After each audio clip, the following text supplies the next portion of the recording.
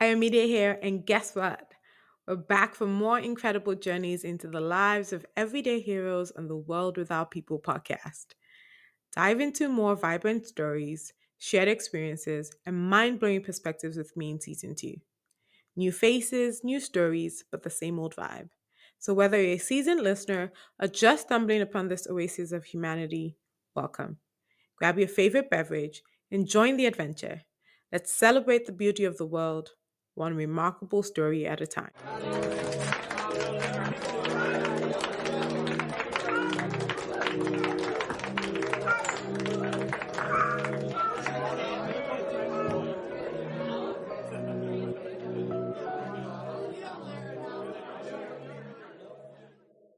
Hello, everyone, and welcome to another episode of The World Without People. My name is Ayomide. Well, for the purpose of the podcast, because Amise is over here like, who's that?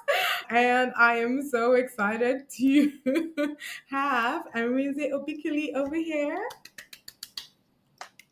I mean, like, you should be excited. Okay. Yeah, I have no idea who you are. Never met you before in my life. So, Wow, wow, wow. I just want you to know that now I see Amize with gray hair. Like when I when I I met know, Amize, I we were know. kids. Amize, how It's, did we meet? ooh, You how can never did we? remember. I think it had to be during blogger days. We used to be, before all the big blogs became things, Right, everybody had like a blog post. Was it right. blog post? Yeah. Yes, Yeah. It was blog post profile. And everybody was kind of anonymous because a lot of people weren't posting their pictures. right, And then from there, people started migrating to Twitter. right, And yeah, right. it was 2000. When did Twitter start? 2009, Yep, 2008? yep. Some around there. But yeah, everybody started migrating there. And man, I can't even tell you how we met. You know what? I think it was one of the NEA concerts. That's what I was thinking too, right? I Yeah, can't that remember concert. if we met before. Yeah. Yeah, So like we knew each other online. We knew our right, profiles online. And I think right, by that time we knew what we looked like because Twitter, right? right, right. Um, but when we actually met was NEA, and I think with Kevin, and that's the first time I met Kevin Yeah. and what's his name, Josh Senovo. Yes, yes. But do you Yeah, know, I was thinking about somebody else that we knew in common, and I'm trying to remember his name now. He has a very unusual name because I known him before meeting you, I think. Ah, God, what's his name? Very unusual name. was he Hexy Dre? I don't know. There was another No, person. XJ is Tokumbo now. I mean, like that crew was just. It's funny because I still haven't met Hexy Dre till I haven't met Tokumbo till today. Me Like, neither. I don't think I met yeah, him in person either. I haven't met him in person, but like Yeah, we're cool. And yeah, exactly, like that. exactly. I'm trying to think. I mean, that those days were like because there was real Niger bloke, which I can't Yeah. remember his full name. Yes, Turned out, he's in the UK. Yep. Mm-hmm. yeah, he was in Tampa at the time, so we Yeah. hung out a few times. Mm-hmm. Oh man, we probably had a lot of friends in common. There was Come on. Pearl as well. So yeah, Vera, my cousin. I mean, there was a lot of like, yeah, there was a lot of like blogger people back then. And I remember Yeah. I transitioned. I mean, maybe I'm jumping the gun, but I took this 40-day hiatus off of social media, and I Right. started writing my blog a lot, and I was documenting. Mm, Yeah, mm. from there, that's where the brainchild of Jagoda started. But I'm sure we'll get to that point I later was about on. to say, is that how Jagged started? But I think it's important to say this because, and I've said this several times on this show, how I've been able to have a community of people that I never met, like, or I've never met, or I feel like I have family somewhere. Like, I feel Yeah, like there's certain places I can go to that I will always still know somebody because we had a community on Blogger. And I tell people all the time that, not to take my own shine or anything, but you and I were part of the people that helped put Nigerian music in America. I say that all the time, and people are like, "What are you talking about?" And then I start telling, I knew somebody. I was actually at dinner some other day, and they were talking about Beezy and Lumidisol. I'm like, "Oh, I know Beezy." I don't Yeah, think he knows me. I don't. I mean, he knows my name, but I yeah, obviously we haven't met him. Actually, with me, I met in person once. We connect, but that kind of thing. And it's like we've been able to do things without actually also necessarily be big or anything. And but still, it's been significant contributions. And I say that to say that we don't have that connectivity anymore. And I don't know what we do about that, even in spite the more social media, because then we had very limited social media. But we had things like NEA that allowed us to now finally meet in person, such yeah, that not only did I become friends with you, I became friends with your family, I became friends with your friends, that yeah. kind of thing. And similarly with my siblings as well.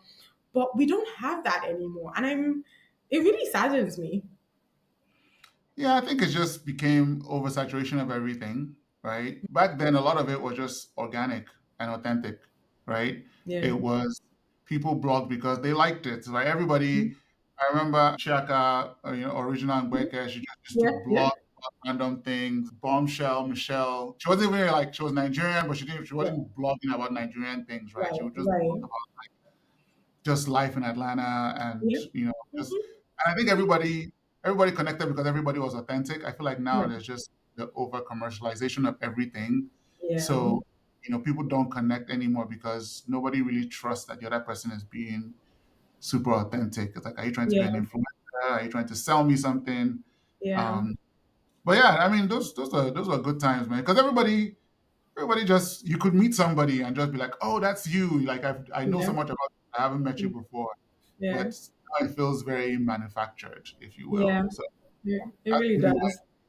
connectivity. I mean, you go to Twitter now and it's like, geez, right? Like I don't even go on Twitter anymore. No, Um, I go on Twitter just to find out the information I saw on the news, and I want more information about it.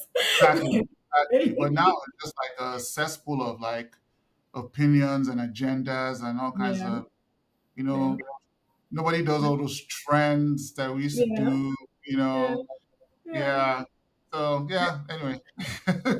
So crazy though, but I mean, I think that one of the joys, honestly, of my life has been that the idea that we took that online thing and made family out of it, right? And like I Mhm. said, like you now your wife, your brothers, like we like to the point where let me just confess now. Amize was fighting me because I stopped really talking to him because he got married and I thought that was the right thing to do. So he was fighting me, and we should talk about that because I really do feel like on the one hand, right, I was being mindful of, we had gotten to this point too where everybody was talking about, oh, you can't have best friends with the opposite sex. I want to talk about that a little because as I go into my own journey, I'm like, see, my best friends are my best friends. Like you must know all these people. These people are Yeah, important to me. If I tell you I'm going to, I mean, most thankfully most of you are married, so it's much easier yeah, but I'm like, being the single girl at the time, it was hard. It was hard not to feel like you couldn't like you could still like take the place that you had with that person kind of thing. yeah. And obviously now we're older, so it's a little bit different. But I do think we should because we're in that place where a lot of people are not maybe going to go. Yeah, they're not going to get married. They're going to stay single. It's a choice for them now. They've gotten to that place where they've chosen to not get married. So what do we do? Are we supposed to then discard our single friends because now we're married? So what will you say? Yeah, I mean, Hey everyone, if you're enjoying the podcast, please don't forget to hit the subscribe, like, or share button. Whether you're on Spotify, Apple, Amazon, or YouTube, your support helps us to reach more people. Stay tuned for more amazing conversations, and thank you for being a part of our community. I think it's difficult because I mean I wasn't one of the first ones to get married, but maybe in the spectrum of like I was probably like in the top 30th percentile of my friends that got married, right? So I wasn't like, like first out. But and I remember then a lot of my friends that would get married would just disappear. Would Yeah, just even guys, right?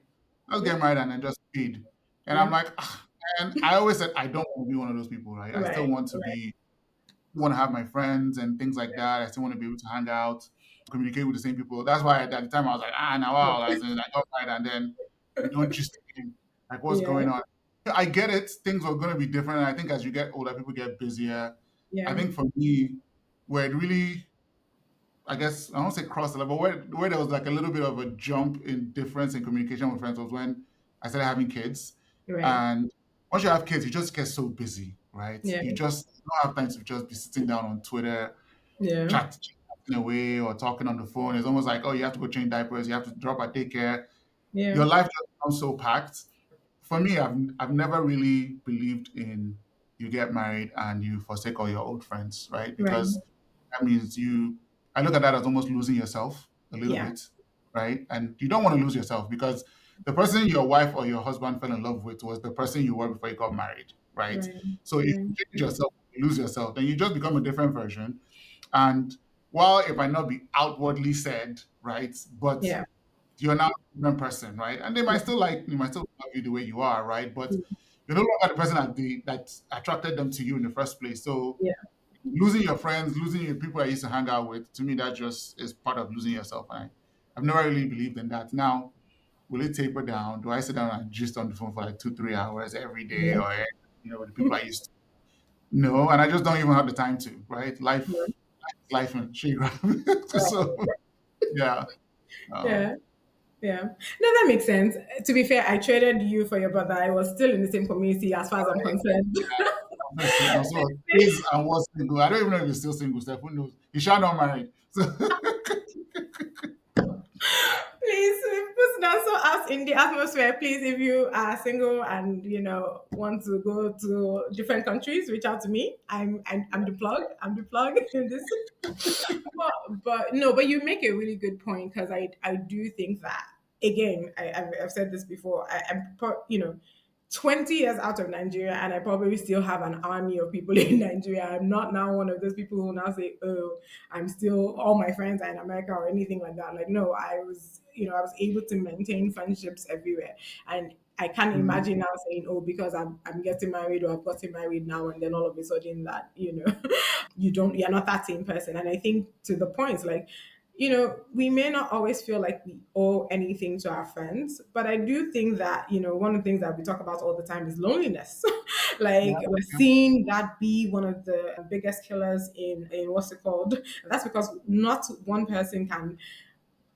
I don't know. Let me see. What does he like that? I don't. I'm not really into politics, for example. Like, I mean, I know enough to do what I need to do to vote, to what's it called, but it's not something I want to talk about 24/7. You need somebody else to talk about that because I want to talk about Arsenal.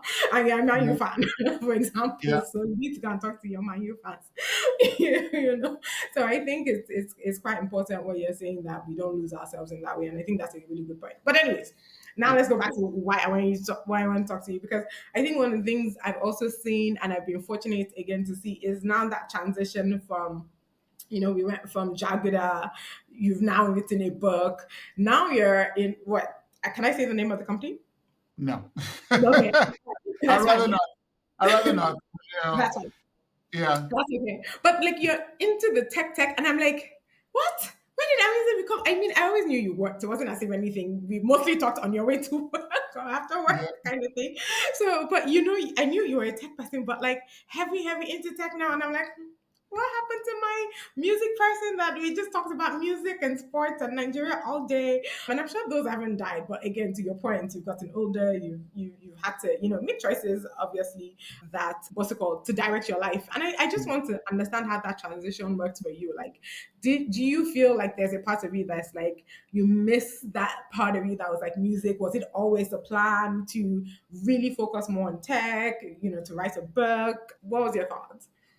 The funny thing is, like, I think this was just maybe like I don't want to say PR problem, but like a Mhm. reputation thing, right? Because I built the website Jaguda, not like I paid somebody to do it. I built it, right? Oh, I Back didn't then, know that. I did a lot of customization, right? So Hmm. that it was my love of tech and my love of music that kind of came together, Got it. right? To Yeah. become Jaguda. Like I remember the music players, I Yep. would, kind of do all the back end work. I was Right. constantly maintaining the website. So it was my love of tech that kind of led me into music. I mean, I've always loved music, right? Right. From jump when I was a kid.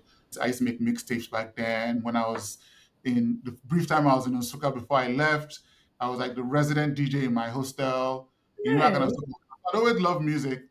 And going back to blogging, and I was bored, right? Because I was like 40-day hiatus off of social media. Back then, Hmm. it was only Facebook and Twitter, right? Right. No Instagram. There was no, I don't know what else, Snapchat or whatever now. TikTok. Um, TikTok. There you go. There was none of that. So it was just Facebook and Twitter. And I was like, oh, I'm going Yeah. to take a break from that. And I got bored and I was like, let me build this site. Let me build this music player. That time there was Giddy Lounge, there was True Sports. And I was like, oh, I like Yeah. these ideas. But instead of just having a music player, let's write about the music, right? Let's do some stories about it and stuff Yeah. like that.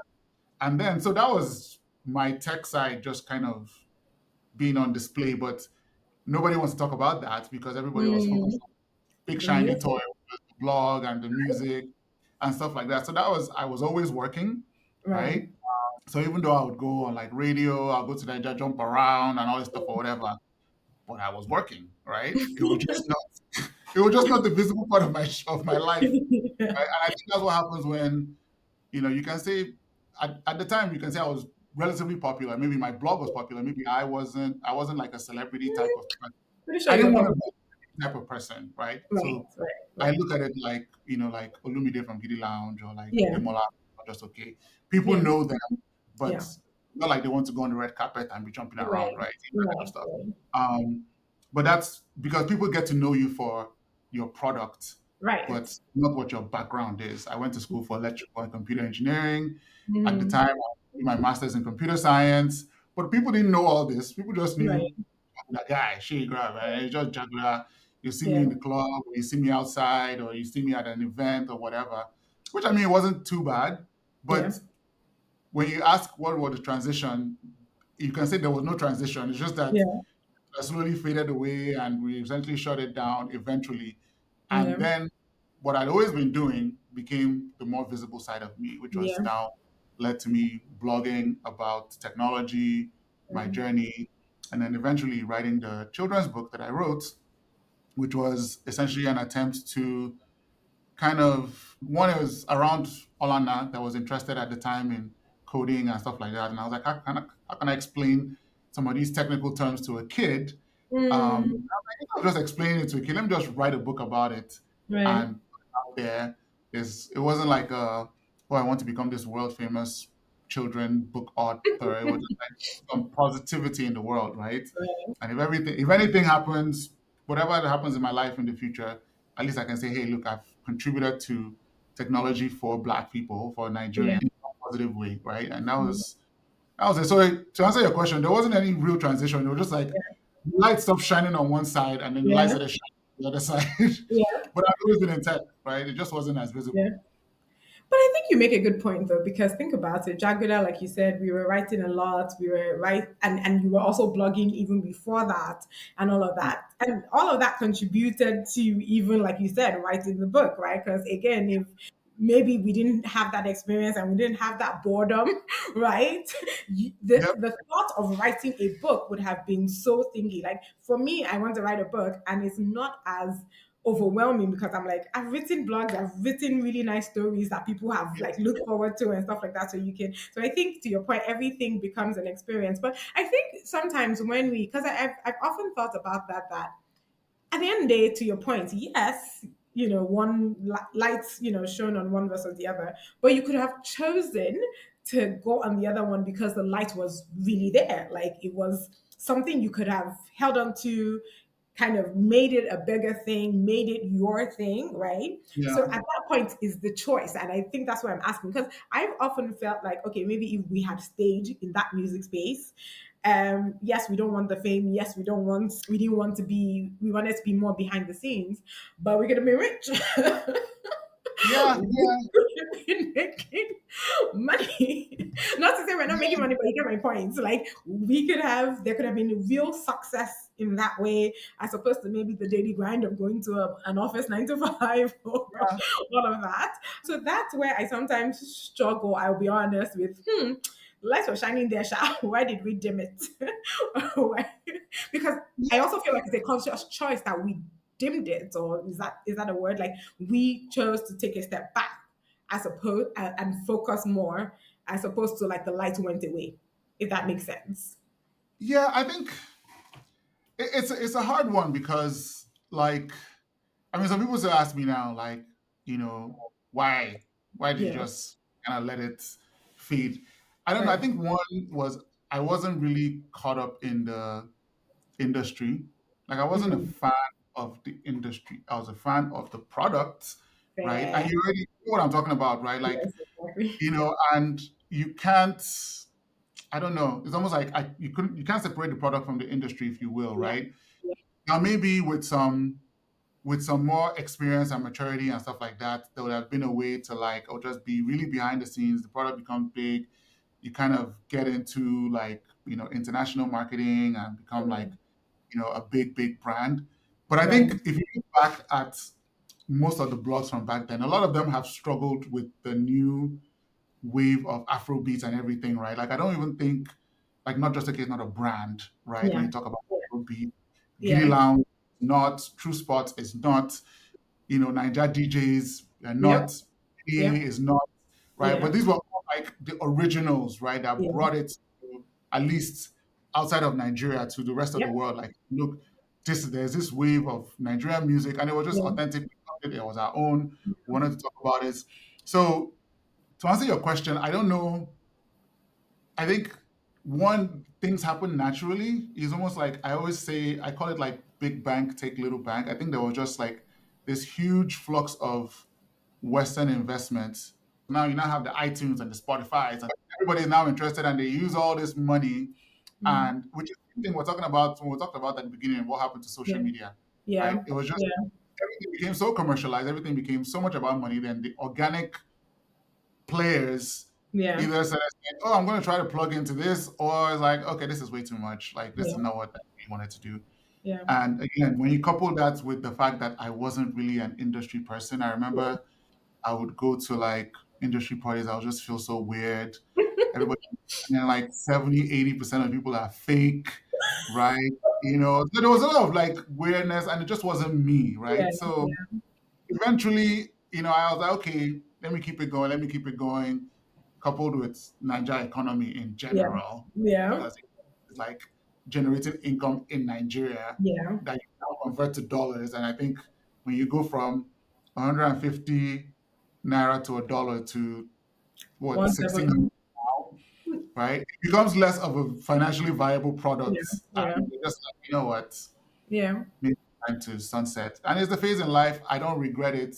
Yeah. Um, I think it helps me in my job. It might Yeah. help me in the future if I want to do something else, like Yeah. my own stuff, something, right? So, Yeah. but I think eventually it was just kind of like, this is losing some of Yeah. the interest. Life happens. You now Yeah. have kids. You now have other things. You're like, you know what? This was great. It was wonderful. Yeah. And I also don't feel too bad because it almost happened naturally with almost most of the other Yeah. blogs. Mm-hmm. Mm-hmm. Mm-hmm. Up Point Yeah. was hot, Igwe and co. Yep. They were all, I haven't even visited Belen, but I'm sure Belen just pivoted to weddings, right? Yeah. That's kind of, And they have like a whole lifestyle and everything else. Yeah. left the other things alone, and you just Yeah. wedding thing has just taken over. Nina Ikeji might be the one that is still, but Nina Ikeji was always a little bit different, right? She was Yeah. almost like ground grassroots gist. Linda was always about the gist. Does she still? Exactly. Is that still up? Nina Ikeji. Yeah. I think so. I think, yeah, I haven't visited. That show you that I had, like, kind of, Yeah. but that part of my life has gone because I haven't visited Linda King in a long time. But I think it's still there, and I think she kind of went into TV and some Okay. other things. She became a media personality, and she was one person also that didn't mind being out there. I mean, the Yes. name of Yes. her was her name, Yeah. right? Yeah. Um, Whereas we were all anonymous. exactly. The rest of us were anonymous, and it was like, Yeah. please, I don't want to. I remember then, like, my dad is like, "Oh, one of my friends told me that you're very popular," and I was like, "Oh my god, I don't want to be." People say, "Oh, come to radio station, come to Rhythm Yeah. FM," Yeah. and I was uncomfortable. People invite me to, like, things, and I'm like, I don't Yeah. really want to, because when I go to Nigeria, I don't want to be a thing, Yeah. right? I Yeah. want to just still be able to enter Well, Okada, enter bus. I mean, not please anymore, don't but back then, exactly. Please don't talk about that. Please don't talk. yeah, I mean, not anymore because of dangers and other things or Yeah. whatever. It's more Yeah. Yeah. security reasons, but Yeah. like Mhm. I want to be able to just go to a bar and sit down and gist, and nobody knows me and stuff like Yeah. that, right? I didn't Yeah. like the attention Yeah. as much as other people would. So eventually, I just say, you know what? I don't. It's okay. It's all good, right? Like it Yeah. was fun. We Yeah. made money at the Yeah. time, right? Yeah. We Yeah. made some money. We Yeah. got a lot of experiences, right? And yeah, it Yeah. was Yeah. over. No. Makes sense. It's a good point. I only yeah, like I said, I was only asking because of the idea of like sometimes I'm just like, could we have also in on the other hand changed the industry? Because I was talking about it today, even for example, trying to do a wedding rehearsal, and they say, oh well, you can't do a wedding rehearsal at this location, and I'm like, huh, what? Like your venue is for weddings. How do you say you can't do a wedding rehearsal? Like it's almost like they didn't even understand what the concept is. And I oh and so my argument when I'm explaining to people like we should fight this, like this is not something that we should just take lying down, is the idea that if the next person wants to get married at this venue, they're going to have to go through the same thing again, right? They're going to have to go through trying to justify and trying to explain. However, if this opportunity allows them change their policies, right? And such that they understand moving forward, this is part of the service that they're supposed to, give, then we've somehow changed the world. So another example I give is like, how like, traffic lights in Nigeria is a choice mostly for the most part to obey or not to obey, right? The thing is, Yeah, if I'm insisting that you obey it, I'm not insisting because I'm foolish. Obviously, I don't also want to be waiting. I'm seeing other paths pass me by. There's a feeling of, being in, the injustice and being stupid. But at the end of the day, if we don't all collectively suffer and do this thing right, we're never going to get it right. And I think that's something I think about with the industry, sometimes like that. If maybe some of us who had the genuine love for it had kind of yeah, stayed in it, maybe we could have made the industry less, especially when you see things like the guy who died and everybody was talking about how the industry played a role in it and all of that stuff. You're just like, yeah, maybe we could have. I mean, I'm probably being idealistic here, but I don't know. I just think about these things. yeah. I think I'm a little bit more cynical about it because I just think capitalism is just such a big force, right? Mm, And it's not like for example now, right? What would make that venue start to change their policy is if they mm, started losing, right? If they started losing money, right, then they'll be forced because right, it's like, oh wait, you know, the venue that's offering the ability to do wedding rehearsals the yeah, day before, 2 days before, is able to charge more. right, That's kind of the way it works. right. And with the industry, I just felt like once money became like a big part of it, right? Mm, It's hard for you to kind of have this idealistic, oh, it should be this particular way. I remember then we would write reviews yeah, about like actual music. Now, when I listen to all the music now, don't get me wrong, I'll dance and enjoy the music, right? But if I had to write reviews for some of the songs that are out now, the same reviews, a yeah, lot of them will be like 2 out of 5, yeah, right? yeah. Realistically, five, Zero out 2.5 of out of 5, 10. maybe even 0, right? Just, but it's like, that's what sells. Mm, That money is getting pumped into and all this stuff or whatever. And that's just capitalism, right? It's in everything, right? It's in yeah, Instagram influencers, right? yeah, Like, yeah, you know, you just become an influencer because you post about the same thing. yeah. You're the guy that is borrowing Lamborghinis and living this flashy lifestyle that is probably fake, Right, but you get all the followers. Or you're the girl yeah, that is constantly on vacation, right. just somehow always on vacation, right? Somehow.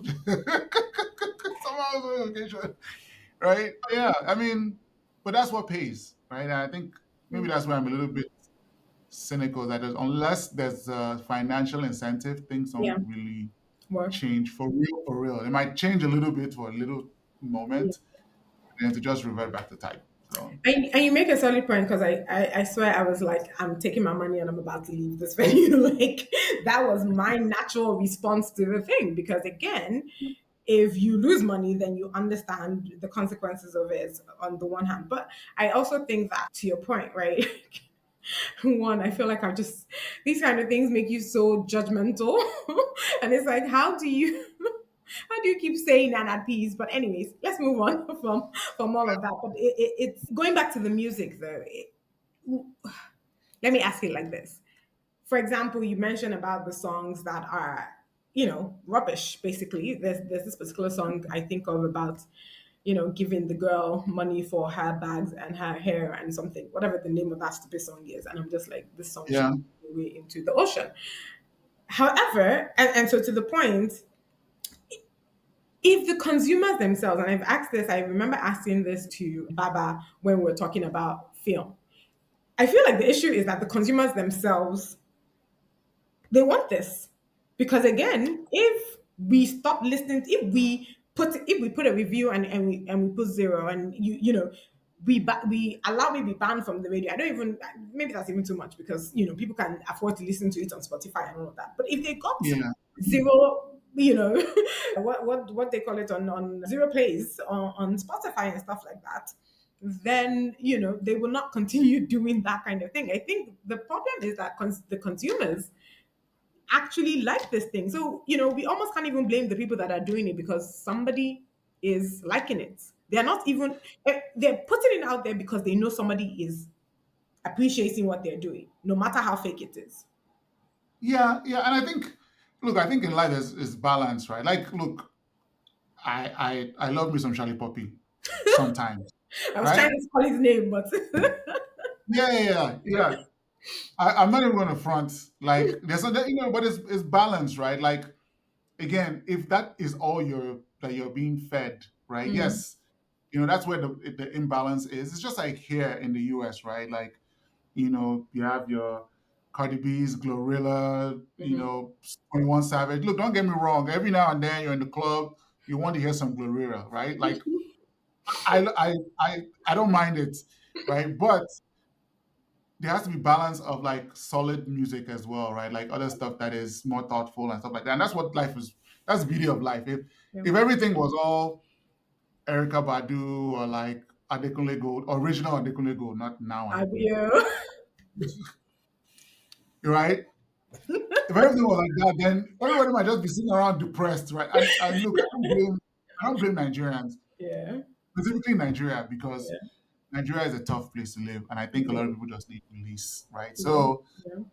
I mean, if it's just that, hey, just be pumping the music so that they can just go and be dancing up and down Yeah. and just at least forget that they sat in traffic for 3 hours, or like there's no light or there's no water and everything.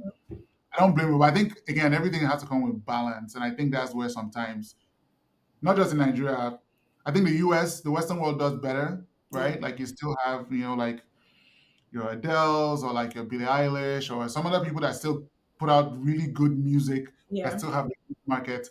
Yeah. I feel like in Nigeria, a lot of those people that were even doing that have Yeah. started fading away or have started converting, Yeah. right? Yeah. They said like, yeah, Adekunle Gold when he first started.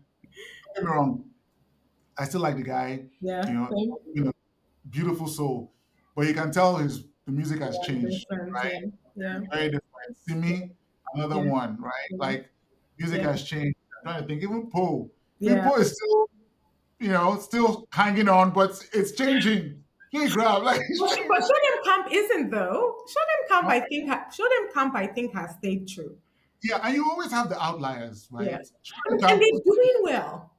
Maybe not as well. I mean, I'm sure not comparable to Burna Boy's success, but I yeah, mean, yeah, for the yeah, people that love them and appreciate them and support them, I mean, they yeah, come to New York all the time and they're doing their show all the time and their festivals and stuff, and it's packed. The place yeah, is yeah, packed.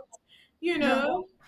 Yeah, you have those folks, right? Like Show Them Camp they've always been pure. That's Yeah. their vibe. That's Yeah. their brand, Yeah. right? If they change that, I think they probably stood to lose Yeah. than gain Yeah. because Yeah. they weren't gonna. There's no way they would go commercial without losing like a huge, Oh yeah. A huge market. yeah, a huge market, right? So yeah, not saying that there's none Yeah. like in Nigeria.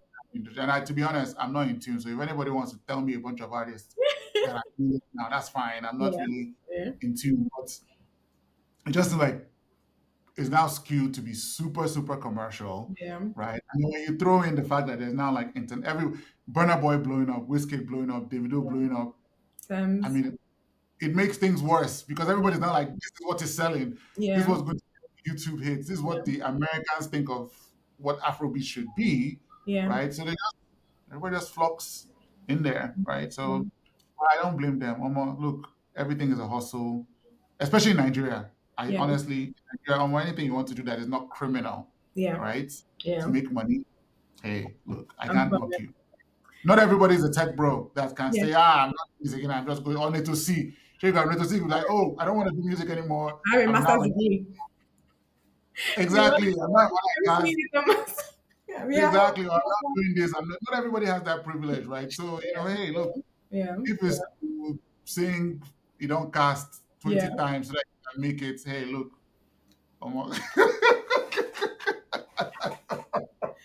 I quite literally told the DJ if I hear that song, you go and DJ my own. I'm not here to Charlie Poppy, man. And again, everything's all about endorses, man. I don't mind Charlie Poppy sometimes, right? I No, just no, no, no, not that song, please. that's all. That song is just. But no, no, and see, because sometimes it always seems like when I have these conversations with people, and I won't lie, I'm probably a lot more idealistic about all of these things. I want change, I'm hopeful for change, and all of that stuff. And you try to be careful not to sound judgmental, right? Yeah, I just, again, I think I've been saying the same thing. I'll keep saying the same thing.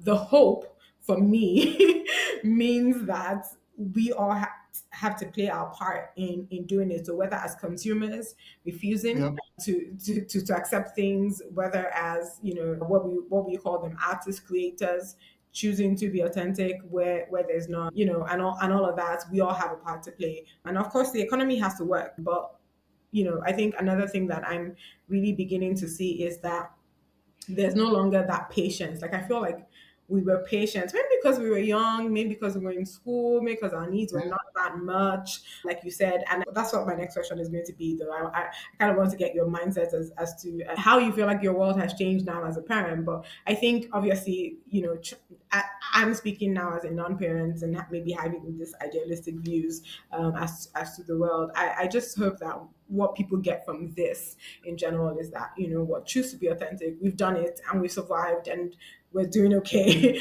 yeah, You don't need to also live a fake life. Be okay, know that your multiple talents, there's room in different places. Again, we've gone from blogging to our industries. Now I'm doing a podcast, now you've written a book. All of those yeah. things work towards our future. So I think that's what I have to say. You were going to say Yeah, something. yeah, I think the thing is, like, generally, I think sometimes, and I've had to struggle with this a little bit. I don't think we appreciated the privilege we Yeah. had Yeah. back then, Yeah. right? From multiple angles, Yeah. right? We're in the US, Yeah. right? We're in school or just finished school. Yeah. We're doing relatively okay, Yeah. which puts us by Nigerian population standards in Yeah. in the top 5 to 10%, right? Yeah. I didn't have struggles, to be I was going to honest, say right? though, but that's not fair. That's not exactly true. I was homeless at some point, and that's very America. No, no, no, there were struggles, but they were like H1B struggles, right? Like, No, like I there were mean other. proper homeless in my everything I own in my No, car. I get that, but it was like, I get it though. I get it though. let I me do put it get this it. way. Yeah.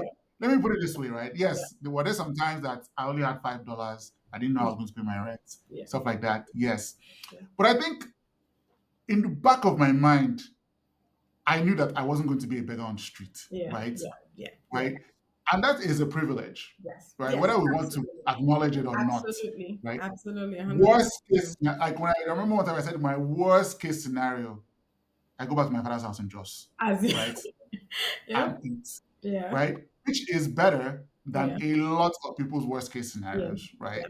So Absolutely. I think that's why, in a way, I'm a little bit more forgiving in Yeah. general, right? And I look at it like, hey, look, this is. everybody's journey is individual, right? Yeah. Nobody's My journey is different from your journey. Yeah. It might have a lot of similarities and a lot of things or whatever, but everybody's journey is kind of individual. So I'm more forgiving, right? And of how people want to do things, Yeah. right? And I'm also I also acknowledge that I had a privilege. I mean, look, Yeah. that Popsy can send me to school here Yeah. is is already a privilege. That's just the honest truth. My parents could send me A to school hundred here, and 20%. A hundred right? and It's already a privilege. And the yeah. fact that when I look at my life, I'm like, what is my absolute worst case scenario, Yeah. right? Yeah. I go back to my father's house, Yeah. which is not too bad. She Yeah. grab. Yeah. Very comfortable. Yeah. She right? So, so I think of like, okay, going to tech and stuff like that. I'm like, hey, look, I'm doing what I need to do to make Yeah. ends meet, stuff Yeah. like that. But it could be way, way worse, right? Yeah. So you will count my blessings. Yeah, So no, I agree. I agree 120%. And it's always good to put it in perspective. And it's always, I think that's part of what I've appreciated about that journey as well. That, sometimes having somebody else, like you said, it may not be exactly comparable, but you two, when you say, "Oh, I've been homeless," somebody else will tell you their own, and you know, exactly, and you're just like, okay, you know what? At the end of the day, yeah, like you said, the journey is individual, but the journey is also, as long as with the right people, with the right people, with the right support, we can all, we'll make it with the right mindset. Yeah, yeah. yeah. But anyways, it brings me to my question. So in through us going back and forth now as to how we've come up and everything and where you are now, what's the biggest change for you in becoming a father? I would say number one. And then number Yeah. two, as because now you what have a 10-year-old? Is Alana 10? Is Alana Nine. It's gonna be 9? nine this. Oh my Yep. God. Oh I my know. God, that's so true. And that transition now, yeah, yeah, getting into what preteens, all of that. Like, what have you seen since the first time as a father to the past 9 years? I think it's just more patience, right? And making all of a sudden now I'm more aware of my mortality, right? Mm, So that now I'm not like, okay, well, for as much time as I have on this earth, right? My main job, is to make sure I raise kids that contribute positively to society, right? What does that mean? Right? To me, it's like, okay, one, I provide, right? There's always obviously the providing part or whatever, going to work, making sure you have money and all that stuff or whatever. But also making sure, I think one thing I noticed, and maybe not every parent not everyone in our parents' generation, right? mm, But I saw it as a bigger theme in our parents' generation is that they sacrificed a lot, which is good, yeah. right? Not saying that they sacrificed a lot sometimes to their own detriment, right? Mm, mm, And what I do is also be my best self, right? So that I can be my best self for my kids. So I'm taking my health way more seriously. I'm taking my mental health way more seriously. I try to take vacations. I make sure that I'm not like, just like, like when our parents were like, I sacrificed everything for you, right? And then maybe the kid doesn't turn out the way you wanted them to be. And it right. now hurts even more, Yeah. right? Yeah. But it's more like, okay, you know what? I did what I needed to do, but I also took care of myself, okay, because I Right. want to be the best person for you Right. today, in the future, and I think that's what has changed for me. Mm, That I'm more aware of my own mortality. So I'm like, okay, you know what? As much as I'm raising my kids and stuff like that, but I also don't want to traumatize them by just yeah. like getting so frustrated because, you know, if I had $100, I spent $90 on you and only $10 on myself. And so Right. when you make your own choice as an individual, which are Mm, kids, individuals, right? They're going to make their own choices. They're not absolutely. going to make the choice you want them to make all the time, Yeah. right? And you get so upset, so annoyed, right? Because you felt like you overspent yourself to raise them. But I was Right. like, you know what? There's a balance. I'm going to do the best for you, but I'm also going to do the best for myself Yeah. so that if you make your own choice, I can be in a space that I can support you without the baggage of, oh my God, I sold all my property to send you to school, right? Mm, that's But deep. yeah, which look, I tell my dad sometimes. My dad's like, he built this house in the village, he built the house in Jos, this one, this one, this one. And I'm like, I'm glad you did it because I don't think you can do it. Right? right? Because I want to make sure that as much as I do for my kids, Yeah. I also you pour into your kids' cup, you pour into yourself as well, Yeah. Yeah. right? So Yeah. that when they make their own choices, look, do I want Alana to maybe Alana says she wants to be a software engineer, she wants to do this, she wants to do that, she wants to do this. Yes, I might have dreams of what I want her to be, or Lutana might Yeah. have dreams of what I want them to be. Yeah. But if they wake up one day I say, you know what, I want to become an anthropologist and just go tour, Middle Eastern countries and live off of $20,000 a year, I don't want to be so upset that I Yeah. can't support you Yeah. because I sacrificed all these things, right? Yeah. Yeah. Now, as long as they're being the best at what they can, Right. best at doing what they can at that time, then Right. that's fine. So Yeah. that's kind of where my life has changed a little bit, right? Yeah. It's like, you know what, being more aware of your own mortality and using that to say, you know what, balance yourself, Yeah. right? But also make a point into your kids as well. Yeah. So yeah, and things like financial independence become more of a thing, right? I'm not Mm. just making money just to make money. Right now, I'm thinking, okay, how can you make money to make everybody's life easier, including yours, right? Yeah. So that you're in a better mental state to Mm. be a good dad, right? So, yeah, I mean, not to get too deep into, No, but but that's it's kind of, actually no, it's actually really deep and very helpful. Very, very helpful. I'll tell you that because I think again, I'm a firstborn, so I'm very team, taking care. But it's very important that I remember that I'm also not very big on expectations on anyone. So at least on that one, I'm very, but I'm sure it would have been different with kids because, I'm thinking I'm pouring all of this into my kids. So I think that you've kind of given me lessons to learn as I hopefully get into that journey because I think it also maybe sometimes happens more naturally that if you don't catch yourself, that's yeah. what ends up happening. And so, what you're saying makes a lot of sense. And you're especially in this case a girl dad, where I feel like a lot of girl dads are just about, that whole protection and guidance, and almost like because you don't want them to, you don't want any nonsense little boys come and be talking to them anyhow. So you're almost always doing more because of that. And would you say that is what influences your perspective or no? Yeah, I struggle with this because I look back and earlier I said we were I don't want to say I grew up privileged because I didn't grow Yeah, up like with a silver spoon, yeah, but yeah. comparatively, Yeah, right? of course. Like when I talk to some other folks that grew up in Nigeria, the fact that Popsy was in Saudi, Mm. everybody was already like, you are one of those, she grab, or we had You were video one of those. games. I did not know that. Oh, we did not have this conversation. So you were one of those. Well, not really, but at the same time, I entered night bus. I can tell you how to get from Sulere to Janiki and back Mm-hmm. up until the day, like that kind of stuff or whatever. Yeah, We didn't have driver, yeah, like so there was still like a little bit of yeah, rugged yeah. things in me, right? Like again, it's almost like I make fun of my wife because my wife, she grew up in shell camp, blah blah blah. When I talk about no life, she's like, I don't know what that means, da da da da da. You know. But then I remember one time, I think in our group chat, I said something like, the rest of us were in the streets. And then also responded and said, yeah, you are in the streets in Lagos, taking plane from Jos to Lagos every semester. But you're in the streets, right? It was that blend of like, you're an Adebota, Yeah, but you've but yeah, really, really entered Paku life to a certain yeah, degree. yeah. When I look at my kids now, I find it hard to even see where they're going to get some Paco Toughness. life, right?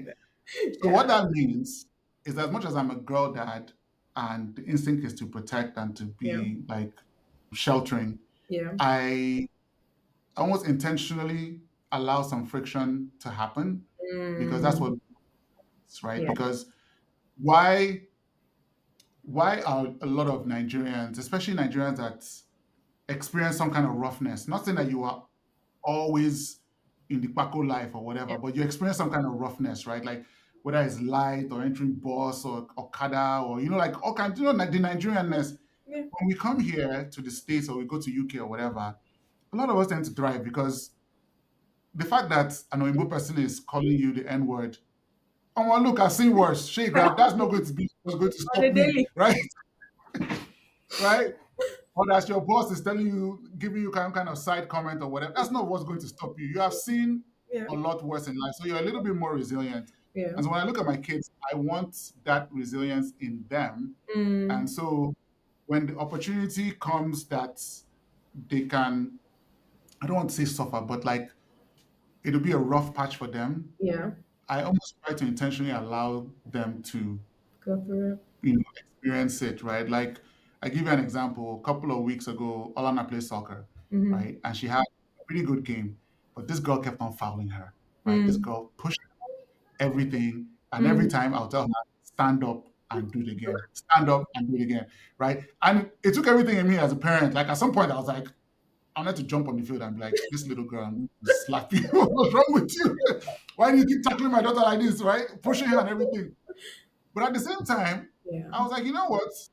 Hey, in life, when you're doing well, Yeah. there's going to be people that try to knock you Yes. for multiple reasons. They can't beat you the fair way. They'll try to cheat. They'll try to do all kinds of stuff. And look, I'm not trying to throw this little girl under the bus. I'm sure she's going to grow up to be a phenomenal human being as well. Mm. But it's it's those things that would help build resilience that will be better for them in the long run, right? Yeah. Like we if we shelter our kids too much, they're already in America, Shea Grab, everybody's already sheltered. Shea Grab, they Yeah. have like Plus, they have Yeah. Netflix, anything they want to watch, they watch. Any cereal they want to eat, they'll eat. There's all kinds of just enjoyment, Shea Yeah. Grab. Yeah. If they go through a rough patch, hey, you know what? Let them go through it. You're not Yeah. going to let them completely fall, right? Yeah. Or completely like fall off the wagon. Yeah. But if they have to figure some tough things out for themselves, Yeah. let them figure it out. It's part of resilience. And Yeah. that's kind of the balance as a parent is like, you know what? I'm a girl dad. I want to be protective and all this stuff or whatever. But some other times I'm like, you know what? There's some things I look at and I was like, that boy pushed you, push him back. Shake grab. Push him back. Hey, grab. Oh, this guy pushed me in class. Push him back and then go and tell the teacher, Yeah. right? Like, Yeah. you know, toughen up, Yeah. that kind of stuff or whatever. Because when she's 18, when she's 21, Yeah. you're not going to shade Yeah. grab. You're not always going to be. It Yeah. might be somebody says something slight to her at work, Yeah. or somebody tries to undercut her and her job Yeah. or whatever, and she's going to need that resilience to be able to Yeah. get through that. So, especially growing up in this culture here Yeah. in the West, right? We tend to over coddle our kids Yeah. and believing less and less in that. You know? I love that. So you're not team gentle parenting. Now, let me ask you though, because I think that I always say that I don't want girls because on the one hand, like you said, the physical pushing, I will fight you. What's my name? I will beat you, and I will tell my child to beat you. But that emotional bit that we have with girls as girls, that's the part that I am like. I don't know that I can deal with, but my God, please don't give me girls. I feel like it's so much easier. And I always say this to people when I talk about kids on the show. I'm always like, with a boy, I can tell you that, are you crazy? You better be tough. But with a girl, you have to be gentle and you have to, like, talk about the feelings and stuff like that. So how do you deal with that? I mean, honestly, so the difference between, if I say, if a difference between like my parents, and me when I discipline or anything like that is I tell you why. I Mm-hmm. tell you the reasons why to help you out in the future, right? Mm. So Okay. if I'm telling you, I need you to finish this writing, right? Mm-hmm. And I'm not going to help you out. Figure it out by yourself, Mm-hmm. right? You know, that's your business. Whatever I want you to do, but you're going to figure this out by yourself, right? I'm not helping you out Right. or whatever. Because in the future, there's not always going to be daddy by the Yeah. side or Yeah. mommy by the side to Yeah. help you out, right? That kind of stuff or whatever. So but when it's all said and done, we'll sit down and we'll talk about it, right? Why Mm. did daddy do this, right? Mm-hmm. Because, this is, at least daddy believes, I might be Mm-hmm. wrong, but daddy believes this is going to help you out in the future. I want, especially as girls, more Mm-hmm. especially as girls, I want my girls to be very tough, Yeah. right?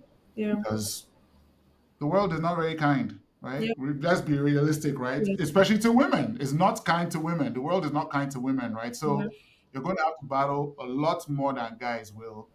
And I think the mistake we make, not everybody, but the mistake we make sometimes with girls is that we overprotect them, Yeah. overprotect. They go into the world, they experience these shock things, and you're like, Yeah. holy crap, Yeah. right?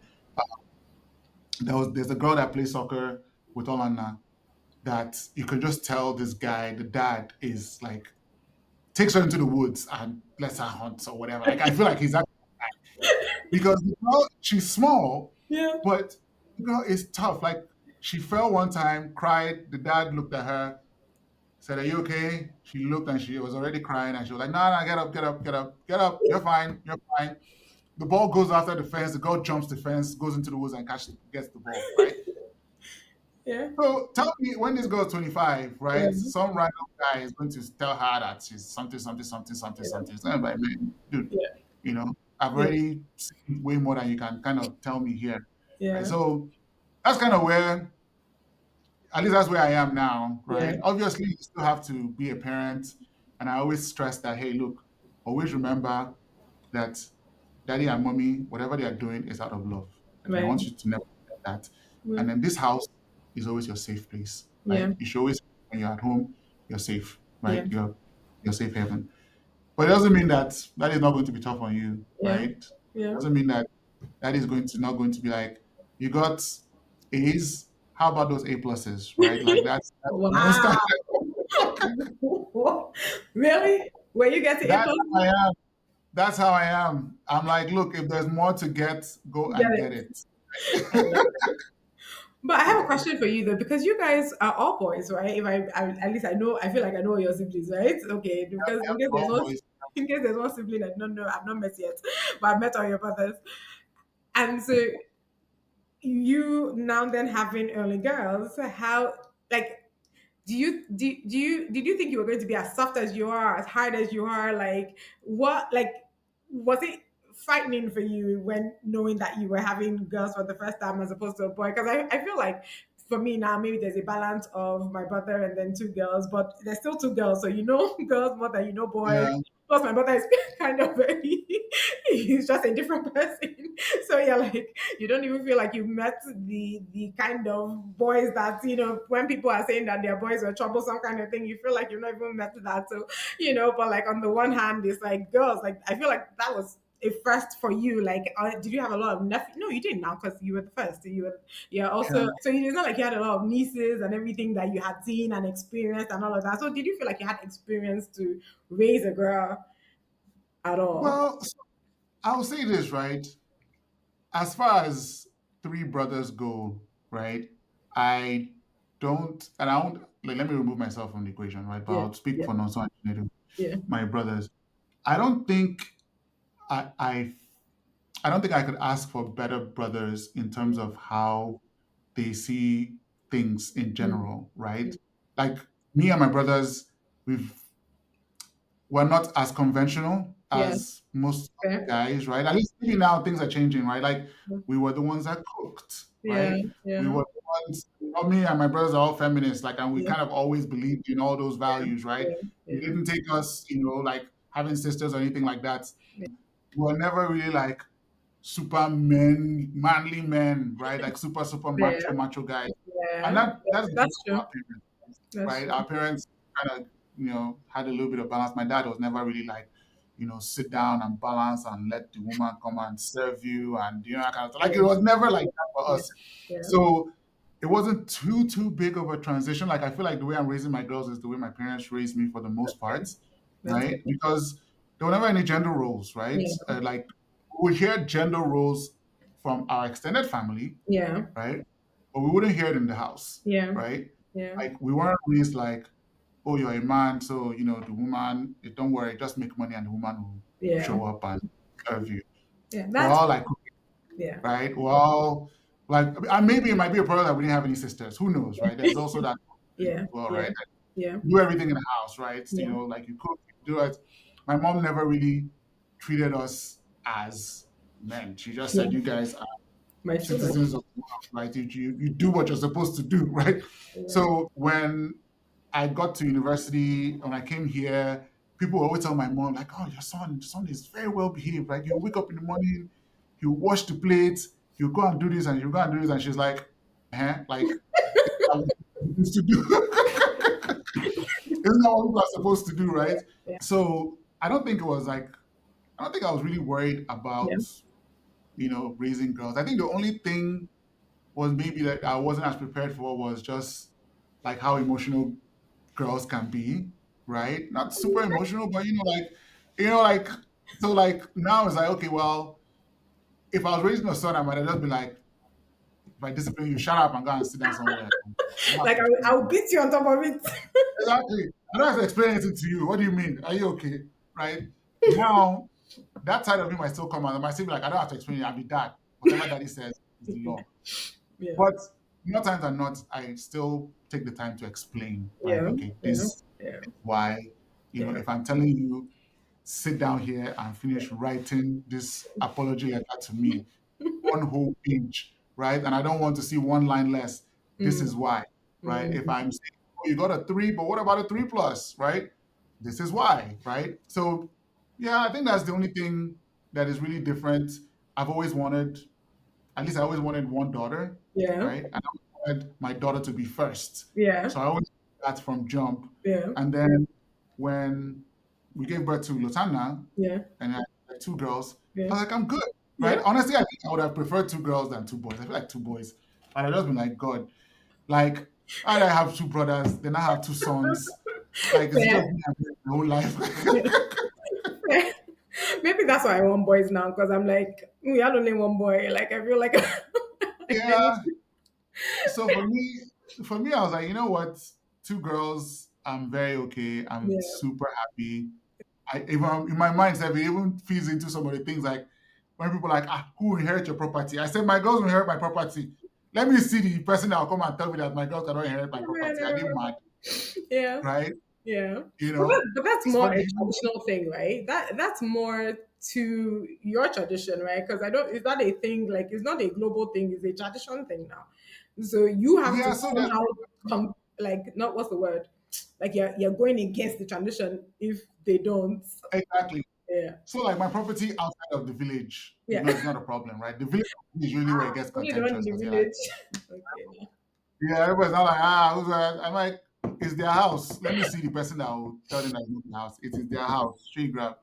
And then, just other things like, it's funny because me and Chima were having this conversation and I think Olana had said something like, oh, so if I get married, I have to change my last name. I was like, no, you don't have to. Like, you can hyphenate your last name if you want to, right? It's all Mm-hmm. your choice. And Mm-hmm. Chima was like, how come you didn't tell me that one? I said, you didn't tell me that you didn't want to And change your you're last like, name. If you had told me, I'd have been like, okay, sure, grab. Like, I'm oh, just that kind of person. Like, I feel like some traditions we hold on to is I think we hold on to them due to lack of confidence in being able to go against the grain, right? mm, Sometimes mm, that just don't make sense. Like, oh, mm, it's in Igbo land they say, oh, nah, like mm, you have to do it this way. It's always right. yeah. Like, well, what if I don't want to do it that way, right? I want to do it a different way. Yeah. And a lot of times we just hold on to those things Yeah. because they're like, come on, I don't want to be the one that's not like going against the grain. Right. It's 2024. Nobody's going to like go and cut your neck in the forest or something because you went Yeah. against tradition. Yeah. The worst people do is just talk about you. Yeah. Worst case, right? So, Yeah. when people, I'm sure some people, my auntie, when I went to the village last year, she was not like, oh, so when are you having the boy? I said, auntie, I don't know. I'm going to have another child. She was not like, no, Obikili must return, that you're the first son, Obikili must return. I just said, okay. That's all I said. I don't even argue with it. I don't argue. I just said, okay, until I've heard, I know go take grab and move on. Women. Let me see the person I say, you understand? You're like, look, I'm not going to argue with you. So, Tell her you have anyway, two I said all this to siblings. say that, The two, tell her you have two siblings. The two siblings can obviously can return. exactly. When Chinedu had two boys, when he Yeah. had his first son, I said, good, said, just allow me. You guys had your son. She grab, good. Now the other one, I said, even better, self. So, at least now, if you're worried about sons of Obikili, they are there. She grab, you Let's, know. let's memorialize But it. hey, I Sons love of my two the girls. Bikini. Yeah, it's like, look, God. I love my two girls. I would not ask for any other kids Yeah. ever, right? And I raised them the way I was raised, and like, as much as possible, try to make sure that they grow up resilient because they're Yeah. gonna grow up pretty well, right? Yeah. Overall, unless barring Yeah. something catastrophic. some Amen. resilience in them. Yeah, no, Yeah. that's really important, and I think, like you said, I would definitely agree. You guys have never necessarily been one, balked in tradition. I remember when I met your dad, and I knelt down to say hello, and he said, "Yeah, you're a bad girl." Like, he Yeah, said, yeah, he said, "Yeah, you're a bad." yeah, And it's so bad because I remember meeting my in-laws to be, and they were like, if you start this one now, you're going to have to continue it, because there's some people that will be like, and I'm like, sorry, I can't take some things away, but you're right, there are some things that I'm just like, that's you people's tradition, please leave me alone. Like, yeah, and I think one of the things that, again, I'm fortunate to have you all as friends, is because I have a different perspective. And I think it's important that we remember that there are different perspectives to all these things. At the yeah, end of the day, yeah, right? Even some of these things like names, like, there's all these arguments. This one girl had put up something on Twitter about how, wherever, Instagram maybe, about, something about changing names. And I'm like, see, the truth of the matter is, yes, you are entitled to your own, to your own opinion about it. But you also don't necessarily make people feel bad who want to change their names, right? Like, you don't yeah, know multiple reasons, right? Some people have real issues with their parents. That's why they want to change their name. They don't hold, whatever the reason is. Like, so I think that at the end of the day, and I think there was something you always used to tell me. I think, is it your grandmom that is Yoruba? yep, yep. Yeah, you were, My you were grandma. like, yeah, you're like, I don't have this perspective of, Igbo, Yoruba, all of these Yeah, ethnic things, right? Like, you're like, in my own household, we're already diverse, and I think that sometimes we forget that. Some of us even carry these things, like we go on about our culture, knowing that in our own history, in our own lineage, there's already yeah. the differences. And I think that as Nigerians, we just need to get away from that. But no, I think one of the things you've just said now, just about, especially around raising your daughters and having this perspective that we're all we don't have to stick to this gender roles. I think it's really, really important. Now, I like cooking. I want to cook for whoever. There's nothing wrong with me saying I want to cook. In fact, even if I want to serve it on the plate, there's nothing wrong with all of that. However, what we must understand is that I have to teach my sons the same way I can teach Yeah. my this thing. And nobody, there was nowhere that it was written on stone that this agenda was. So I sometimes wonder how this even came to be. I mean, I can understand the patriarchy of it, and somebody decided he was king, and so that's how these things have to be. But I'm confused as to why our generation, why we still sometimes argue this argument. I think that's what really baffles me. I think, if you ask me, I think the argument probably comes from trauma, right? Some people, people grew up with that thing being drummed into their heads, right? Like, Mm, you are the woman, you're going to do this, you're going to do this, and some of them just didn't, some people probably just didn't want to, right? mm-hmm. Like, I cook for myself, but that they're telling me that my sole purpose in life is to be able to cook for my husband. I don't want to do that, right? Yeah. Like, that doesn't make any sense to me, right? So if one of my ex-girlfriends would Mm, argue this thing to like a T. She was so passionate about it. And for me, I didn't grow up with that perspective, right? At yeah. least in my house, Yeah. right? To me, cooking was a life skill. My Yeah. dad cooks, It my is a mom like. cooks, all three of my brothers cook, right? So I never attached gender to cooking. But I understand that I grew up a little bit different, Right. right? As I got older and got to meet people, I started meeting more people that essentially it was drummed into them that, Mm, or maybe especially if they grew up in multi-gender household where they had brothers and they had mm-hmm. there was some, they Yeah. had a brother and a girl, and then they could see the obvious difference between The how the girl. boys were raised versus how the Mm, girls were, and they mm, grew resentful of that. And mm. so I get to understand now why they're so passionate about it, right? Because it's like Wow. my Never brother thought about it. I relax with my dad and watch football Yeah. while me and my mom see were in the kitchen cooking, right? If Mm, if I put that in my own house, is Sunday morning, me, Nonso, if Chinedu wasn't cooking, it's because he was too small. She cried. Me and the kitchen, peeling carrots, picking Mm, rice, mm, adding tomato. That was mm, how we grew up, right? yeah. I, I, as I get older, I see scenarios where me and also is Nkechi and Ngozi and Mm, mm, watching football, watching Arsenal, right? So I mm, can see how that becomes like why, so it becomes when this topic comes up, it can be triggering, right? It's like, no, yeah. no, no, no, no, no. I mean, me personally, I don't attach cooking or other things. The only thing I would say I attach to women is childbearing Yeah. because it's a Because biological thing. no, it's Yeah, impossible. it's normal. Right? It's a biological thing, right? Yeah, yeah, But yeah, everything else, I'm like, look, anybody can do anything, right? Like you want to cook, you don't want to cook, and I think the most important thing is just all about choice and respecting yeah, somebody's choice, right? yeah. Look, Yeah. you're a guy and you can't marry, or let me say not can't, you don't want to marry a girl that can't cook. That's your choice. Don't now marry a girl and expect her to cook after the fact. Exactly. Exactly. Right? Don't now say, no, I expect you to cook, Yeah, for whatever. That's yeah, your choice, right? Hey, look, go and find somebody that you think can cook and can serve you. And believe me, there's some girls that want to do that, I'm yeah, sure, right? yeah, In this point, yeah, like, look, that's what they want to do. yeah. But having this argument that you feel like every girl should do Must. that, must. Yeah, Or if she doesn't do that, then she's not wife material or she's yeah, hopeless or whatever. yeah. I mean, I just feel like that's, how do I put it nicely?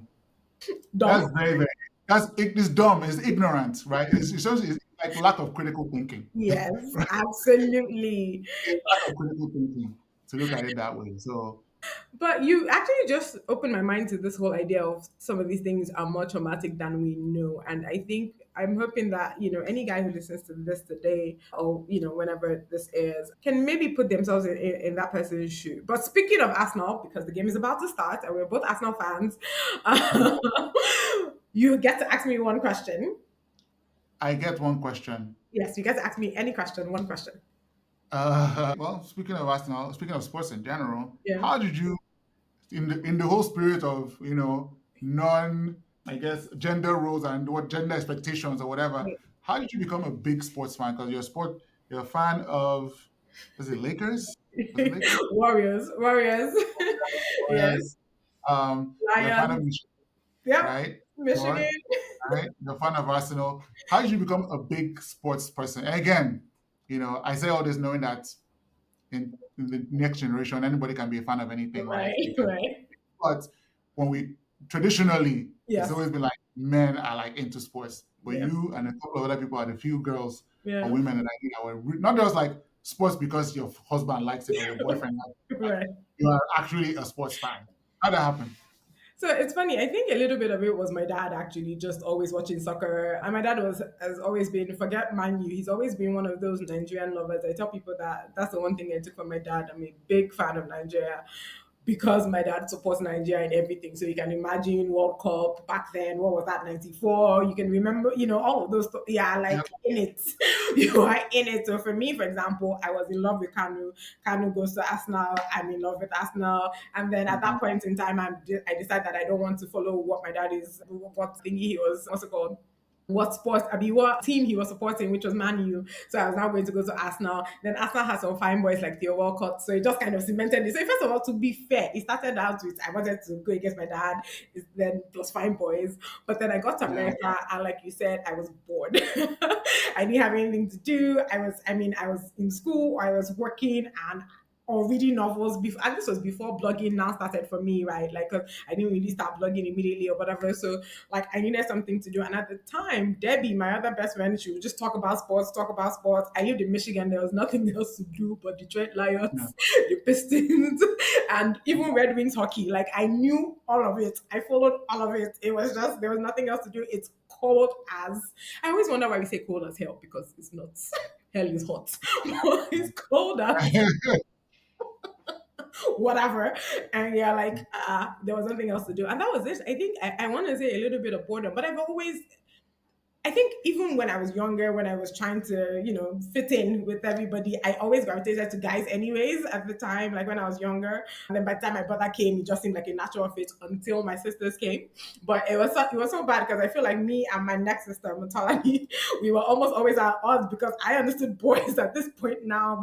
A lot of my cousins were guys more Yeah, than I understood girls because I'm just like, what's this? Why do you have an opinion about everything? Why are you being rude? yeah, Because you're a little girl and you're like, what's it called? And me, I was used to let's rough it out, let's play Mortal Kombat, that kind of thing. So I think, well, I was already a what they call them. I always tell people I'm not a girly girl. I was very tomboyish, and so it just yeah, gravitated towards sport. But that's a really good question because I was saying it the other day that I've missed watching NBA games since I've been here for like a month now. So I don't know. I'm gonna have to figure out my what's it called because I hate watching replays. But yeah. Your new game watching schedule. Yeah, I mean, like, I think there's a lot of parallels between sports and life, right? I think that that too. both individual and team sports, right? Like Yes. determination, Yeah. putting in the work, practice. Like there's so many things that as when Olanda started playing soccer, and I'm like, I Yeah. get on her about being competitive. I'm like, look, Yeah. this it's not about just football, Yes. right? Yes. About You're life, learning life. Yes. about life in Yep. general, right? You're Yep. going to hit obstacles. There's going to be people that tackle you. Yep. There's going to be people that look intimidating, Yeah. and you think you're scared of them, but they're just as scared of you, Yeah. right? Yeah. Right. So that's one thing I love about sports, right? I, Yeah. I just it's just what it teaches you about life in Yeah. general, right? Yeah. So I actually agree because I've always thought that if I maybe go back to get another degree, which is not happening, but if I maybe go back, it's either sports psychology or organizational psychology because I do think that I always tell people if you ask me who's the person I want to talk to dead or alive, I always say it's Steve Kerr because again, one as a player playing with some of the best, but you're not also you're still not seen as that. Then coming in working your way through. Now you've won these championships, and with the caliber of guys that you won these championships with, I want to talk to him. I want to pick at his brain. I want to know how he's done. And then at some point, he had this really intense sickness that we still don't know what that was about. The whole nine yeah, yards, and we're seeing that success. And for example, Arsene Wenger, like I should probably read his book because at least he has a book, but just what's that mindset? And now, even as we're going through, like I think I was still thinking about it the other day that we left last season thinking we're going to come and destroy this season, and now Arsenal has wobbled a bit. And so again, that's how my brain works about it. To your point, it's the sports yeah, psychology of it. Is like, okay, how are we going to make this happen? Like, how do they come over? Because I saw one article that whether off or on the field, Arsenal is beginning to lose confidence or whatever, and I'm like, I can see it because you start to see some signs, and so everybody's losing confidence. Whereas this is where we're supposed to be, like gaining confidence to help the team as fans, as the team itself. And it makes me think of that show on Apple TV. What's the show on Apple TV that had the guy that kind of like was like Bukayo Saka, was the Ted Lasso, Ted Lasso, Ted oh, Lasso. the last one. Yeah, Yeah, yeah, yeah. he came in and so I'm like, where's our Ted Lasso? We need our Ted Lasso moment here to come and like inspire. Anyways, yes, to your point, there is so much sports psychology to it. Like I've been thinking a lot about how LeBron and his son and what he must be thinking and why he thinks that's important and all of that stuff because it doesn't make any sense to me because now he's in G League and won't he feel bad that he's in G League? Anyways, I could go on and on Yeah, about. no, I mean, you bring Steve Kerr is a perfect example, right? Like even someone that's like that's why I want Mikel Arteta to succeed Yes, because right, yes, yes. this is a guy that is my age, Yep. right? He's Yeah. 33, right? Yeah. Started coaching at like 39 Yeah. or 38, Yeah. right? I think we're 4 or 5 years now, Yeah. right? And it's just psychology, it's Yeah. team building, right? It's Yes. team Yeah. dynamic, right? It's Yeah. so much you can learn. And when you're seeing like if you're seeing a team Yeah. wobble on the field, Yeah. there's so much else behind the Happening scene behind the scenes. So much happening, else. right? Yep. Yep. The field is just a manifestation of What's what is happening? going on. Man Absolutely. U is a perfect example, right? Yep. Man U has spent all the money, they have all the talent in the Yep. world, Yep. right? And one of my really good friends, actually my best friend growing up, is a Man U fan. And Mm-hmm. he always said, look what you're seeing on the field. Yeah. There's so much else going on in the Yep. back room Yep. that is on, right? Yep. So and you can see that with any company, right? Yep. Whether it's at work, when you Yep. see companies that to tank, it's not just tanking from where you're seeing it. There's like Yeah. something going on in the Yeah. back. Yep. And that just kind of feeds into the psychology of everybody, Yeah. right? It feeds into psychology of the players, the Yeah. coaches. Yeah. Do they and give their 100%? Yeah. And Yeah. is already telling them, oh, your contract is cancelled, Yeah. right? Exactly. I want to break my leg for this Yeah. team. Shake. Yeah. I'm Exactly. already thinking of the next place, right? So Exactly. I'm not going to give my all. I Exactly. don't believe we're going to win, right? Yeah. Or, Yeah. Man City to Joro, like all kinds of stuff that's Yeah. psychological. Yeah. So, yeah. Thank you so much. I'm gonna let you go. The game is about to start. Thank you. Thank you. Thank you. This was amazing. God bless you and speak soon. Thank you for joining me in today's episode. Just like you would share with friends about a great book you read, don't forget to share this if you enjoyed it. Connect with us on IG and Twitter at TWWPcast and get details on the website at worldwithoutpeople.org. And hey, remember to make loving others the story of your life. Until next time, this is the world without people.